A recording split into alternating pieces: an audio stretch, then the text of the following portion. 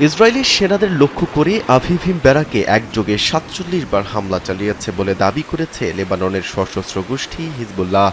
শনিবার এক প্রতিবেদনে কাতার ভিত্তিক সংবাদ মাধ্যম আল জাজিরা জানিয়েছে যে ওই দিন ইসরায়েলের বিভিন্ন গুরুত্বপূর্ণ অবস্থানে মোট ৪৭টি সুনির্দিষ্ট হামলা চালানোর আনুষ্ঠানিক দাবি করার পরই হিজবুল্লাহ এই সর্বশেষ রকেট নিক্ষেপের তথ্যটি প্রকাশ করে।